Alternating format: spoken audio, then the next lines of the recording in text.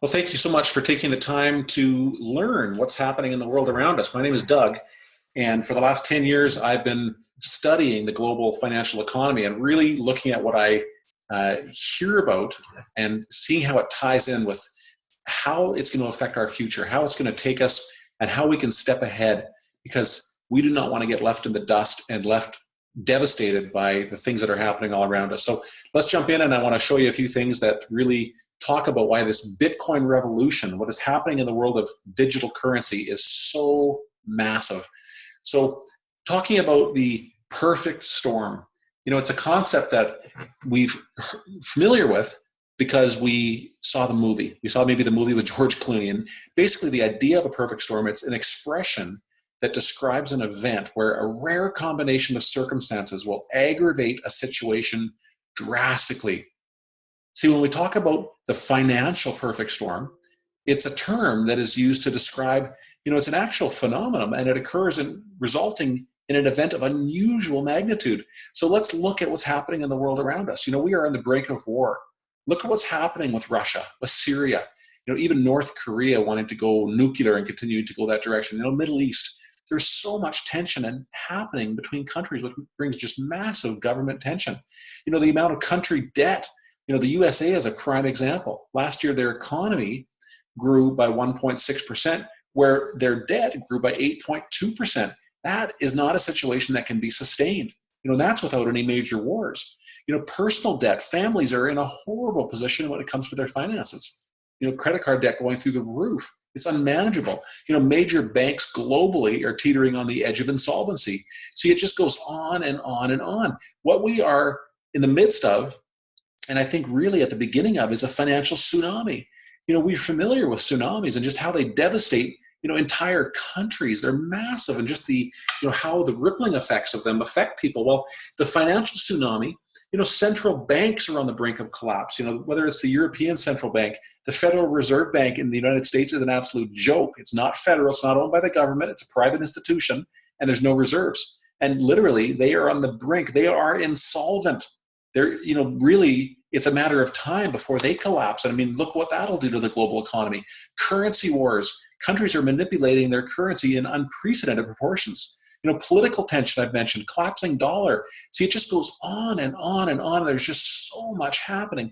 See, during times like this, just like the Great Depression, is when the most wealth is created. It's a major transfer of wealth. See, what happens is the wealthy are positioned to create more wealth. The poor are very unaffected. They really remain poor. But it's the middle class that, if you look at this picture, they're the ones sitting in these apartment buildings, and they are completely wiped out. Standing, uneducated, having no idea what just caught them, totally unaware. So where do you stand? And that's why this information that I share with you is so critically important. Will you be wiped out, or will you get ahead of this financial tsunami and not only survive in it, but thrive? Here's something that's been happening for 100 years. The dollar has been declining. Well, what's going on? Most people think that products over the years are becoming more expensive, but that's not it. In reality, it just takes more dollars to buy the same product. See, and here's a great example. Here's a house that 100 years ago you could buy for $2,000. Well, why today is that same house over $300,000? You know what? There's got to be a better way. Who would want to invest in a currency that is guaranteed not only to go down in value, but to become extinct? Because throughout history, there's over 3,800 of these fiat useless currencies, and all of them die.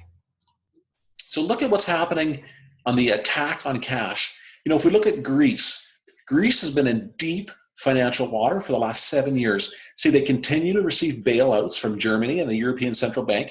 See, but this can't continue. It can't be sustained. Once it stops, the banking world will once again crumble, and banks and economies globally will be devastated. Then we move on and look at India.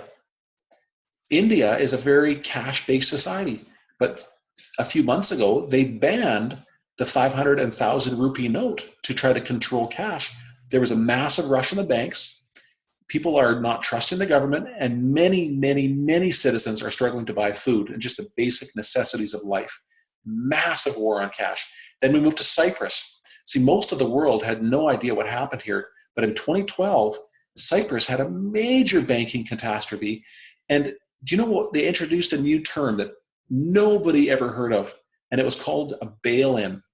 Well, we've heard of bailouts, right? Bailout is when the government writes big checks to try to keep the banks from going out of business, which is an absolute joke.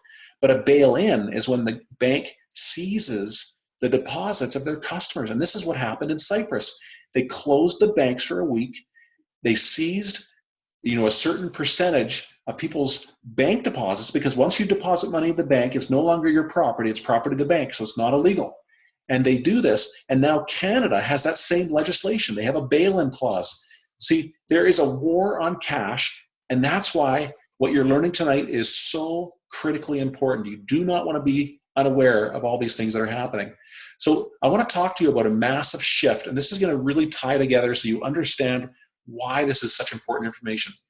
The physical world has been moving and shifting to become digital, and it all started with the concept of postal mail turning into email. That started over 20 years ago. I remember getting my first email address in 1996, and it was so confusing to me. I was still a young man, but that's the direction things are going. Then we look at the music industry, and cassettes and CDs now stream, and you can get these digital copies, and you put them on your phone, and you can have all the music you want, ever would wish for, on your phone. Now instead of going to Blockbuster, we get all of our movies online. We stream them online through organizations and companies like Netflix. You think that was maybe a massive opportunity in getting ahead of the digital shift? Well, now we have the phone book. Don't really use it often. I don't even think I have one in my home because we've got Google. Why would you need it? You just Google the person's number. And what about our social lives? We look at what's happening, and the younger generation, they really spend most of their time socializing. They do it on the phone. They can connect with all their friends just from their bedrooms. See, so it shouldn't be any surprise that now we see the world of currency also going digital. See, and what's important to understand, you look at all these different aspects on the screen, right? Postal service, music industry, the film industry, all of those things, all of that put together is not as big as the shift that's going to happen in the currency market. And that's why this is such massively important information. Look at businesses. If we look at brick and mortar businesses and just how their market values have shifted over the last 10-year period, Best Buy, their market values in half. Macy's has been greatly affected. Look at Sears. Their market value has gone from $27.8 billion to $1.3 billion. How long is it before Sears is now going to be a vacancy in the malls? But now at the same time, during the same period of time, online businesses, Amazon, 1,910% growth.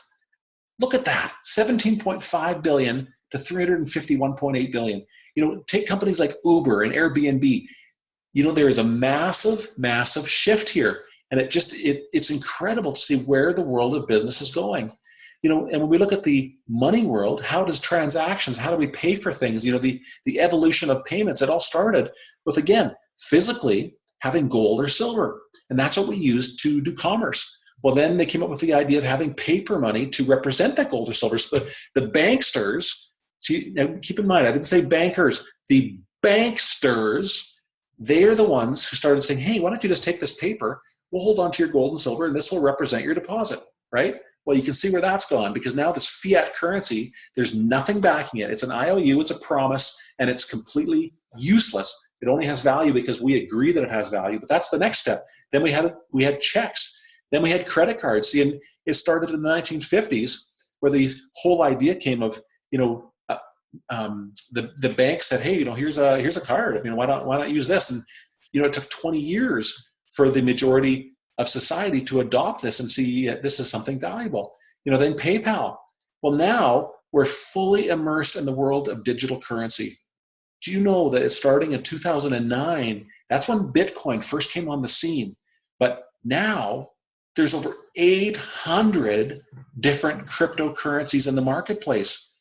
See, even though cryptocurrency has been around for 7 years, this may be the first time that you're hearing about it, but it is not a new concept. See, we live in a very, very digital age, and that means exponential change. The days of linear growth are done, and things just continue to just boggle our minds. See, take this for an example. The largest population in the world is not China. See, it's the internet. The largest economy in the world is not the United States. It's the internet. The largest postal carrier is not the UPS or FedEx. It's the internet. See, and this is what's so important to understand, is that Bitcoin is the internet's money. It's the de facto money adopted by those on the internet. It has no state nor borders. No bank can control it. Oh, that's a good sign. It's not about what country will adopt Bitcoin first. It's about Bitcoin not needing a country to exist. See, and that's what makes Bitcoin so valuable, and it's not going away. See, here's a sign. Look at the companies that already accept Bitcoin. Can you believe it? You know, Bill Gates must know something because Microsoft's on there. You know, Dell. You know, you can book a Virgin Airlines ticket because Richard Branson understands the concept. See, businesses, these Fortune 500 companies, they understand that there is something tremendously valuable with accepting Bitcoin. You know, how about the banks? Do you know that these large institutions are now developing their own cryptocurrency? You know, Bank of America coming up with 20 new patents. You know, eBay developing 2 blockchain and cryptocurrency patents. Bank of England, China's central bank. You know, more and more of these financial institutions are realizing that, again, the currency world is moving digital, and there is a massive opportunity for them to capitalize on it. So they're jumping on the train. Well, now, you know, if you ask, okay, well, I kind of understand this concept of Bitcoin, but where do I get some? Well, there's lots of different ways of getting some. But you know what? How about you go find a Bitcoin ATM? You know, there's 10 or so in Edmonton, dozen in Calgary, you know, even more in Vancouver, you know, even country, you know, places like Grand Prairie have them now. So you can actually physically go scan your wallet on your phone and get Bitcoin. Put in your fiat currency, get out Bitcoin. Put in your depreciating fiat currency and get out appreciating Bitcoin. Now that's a good exchange, and that's how easy it is. I want to read something to you, and this is so critically important. Hundreds of years ago, aristocratic landowners dominated the economy. Now, decades ago, it was the business elite who controlled the capital and manufacturing capacity. Today, it's knowledge and ideas that win. See, Google started as nothing more than an algorithm to improve internet search, and now 19 years later, it's one of the largest, most powerful companies in the world. Well, it's the same thing for Facebook. Simple idea of connecting users propelled it to become worth more than $400 billion in just 13 years. So now let's consider the blockchain. And what the blockchain is, it's really the database, the ledger that controls and operates and makes these cryptocurrencies operate. So it's really the machine behind it. But this is financial technology that virtually eliminates the need for consumers to hold their savings in the banking system. The simplest blockchain is a mere 200 lines of code. That's it. So in other words, this centuries-old, multi-trillion-dollar banking industry is at risk of being disrupted by just 200 lines of code. See, that is extraordinary. And that's why it's so important for people to understand this. So let's look at the history of Bitcoin. You know, it started 2009, and we don't know. It was under a pseudonym, Satoshi Nakamoto. And this group or individual, see, they published, and it's the first decentralized major cryptocurrency, and it was called Bitcoin. See, and their whole concept was, you know, this is an idea of making a transaction without the need for intermediaries. There is no need for a Western Union to move money. There is no need even for a PayPal. It's all peer-to-peer. So, you know, this was an anonymous, beginning. We still don't know. But see, the timing of it was the year after the Great Recession. Interesting. So, you know, this digital cryptocurrency, it's not regulated. It's not issued by a government or private entity, but it became the world's strongest currency, and even recently outperforming even gold. So when we look at the value of Bitcoin, we see that it went from 10 cents, and it's actually now, depending on which currency you look at, in Canadian dollars, it's actually exceeded $1,600. So if you had invested $100 6 years ago, that would be worth $1.2 million today. Does that sound like an opportunity? Well, it's so important because you know what? You may be thinking right now in hindsight, oh, 2020, I missed the boat on that. No, you didn't. That's the exciting part. So here's a graph just to show you of just how massive that opportunity became. So let's look at some of the companies that have invested in Bitcoin. You know, we have the credit card companies, Visa, MasterCard, you know, Google, you know, again, all of these financial institutions are recognizing that they do not want to be left behind. There is something here. There's an opportunity. You know, when we look at the individuals who jumped in the game, again, we've mentioned Richard Branson and Bill Gates, but also Mark Andreessen. You know, these are individuals who go, yep, I got to have some money in this, right? You know, you can watch YouTube videos and Bill Gates speaks about this currency not going away. So it's important that we listen to those who are the, you know, those who've created and had a lot of success and created a lot of wealth, what they're saying about the whole concept of cryptocurrency and Bitcoin. You know, let's look at some of the wallets. You know, these are wallets where you can store your cryptocurrency, right?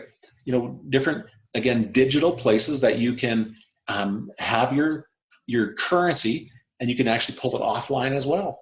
You know, this is what a picture of a blockchain wallet looks like. So all of this, just so you understand exactly how massively timed this opportunity is, I encourage you, get back to the person who directed you to watch this video and find out how you can start to accumulate Bitcoin. Don't think of yourself as having missed the boat, but think of yourself as still coming to the game in time, because there's massive opportunity that lies ahead. Take care. Thanks for your time. Bye for now.